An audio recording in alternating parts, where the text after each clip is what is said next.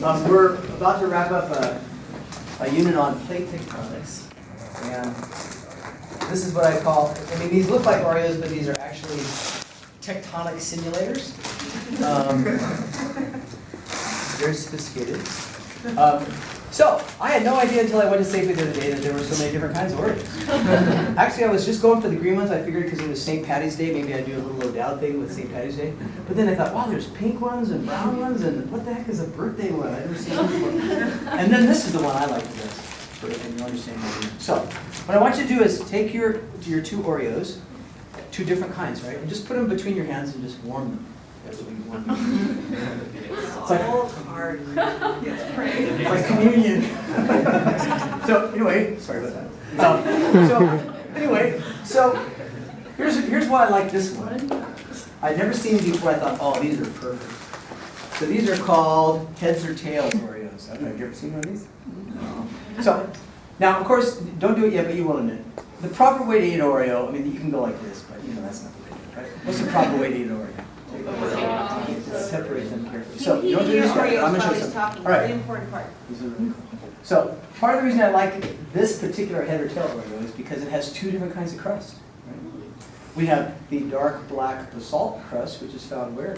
On the ocean floor. And then you have the light colored and light in density crust that is found on the land. So you have continental crust, oceanic crust. I also like the fact that the oceanic crust has a bunch of stuff on it.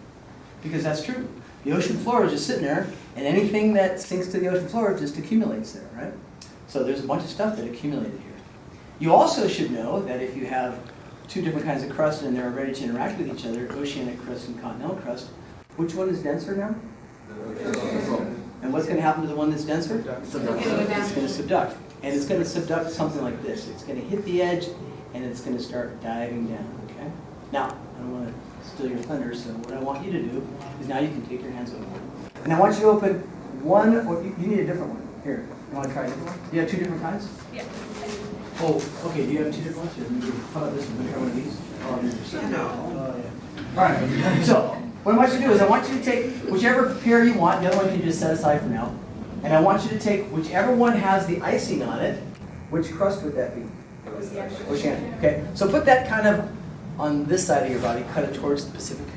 You can just sit closer to your body. So look at me, I'm sorry. And then, it's hard for me to do it because I'm like this. And then the other one, which is the continent, is going to be, of course, closer to this way. So you've got one close to you, one further away. Now what I want you to do is I want you to simulate the collision between the oceanic crust and continental crust, much as it happened along our California coast in the neighborhood of 10 million years ago. So here it comes. Head for it. Coming. Okay, hits it. All right. And then I'm going to show you from the side. It starts to dive down. I do it very carefully and scrape.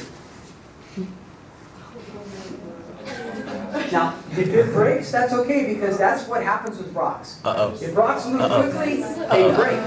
They fracture. They fall. If they move more slowly, what do you end up happening? Go all the way under. Subduct the whole thing. Oh, wait, that's supposed to happen. Do you get something like this? Yeah. Anybody get something like that? No. It's a mountain. Well, it should. Not necessarily, because it could break and things won't necessarily work. I just want to eat it. But here's the story of California. Here comes some ocean floor stuff. It hits the edge of the continent and dives under. It depends on what kind of ocean floor stuff you have. For example, if you have the pink stuff, this is supposed to represent pink hot lava that hasn't cooled all the way yet. And when it cools, it's going to be black basalt rock. So that's one thing that could scrape against the edge. If you have green, this actually is the California State Rock. Anybody know what the green California State Rock is? Serpentine. Yeah. A geologist would probably say it's actually serpentinite, but there's this rock called serpentine that's on the ocean floor. And so what I want you to do is take your second cookie. I'm going to use serpentine for mine. Separate them gingerly. Wait, You're not eating yet. Okay. Now, not yet, because I got to tell you. so broken. This little thing that got attached to the edge of the continent is called an exotic terrain. It's exotic. It came from somewhere else. It came on the ocean floor.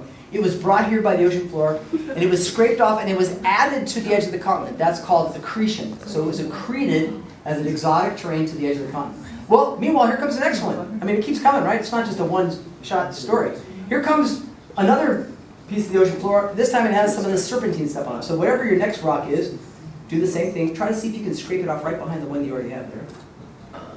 Ooh, I love this one. It's bad. And you can cheat, means your fingers kind of glue it together a little bit. Okay? I got this. Look at that. Okay.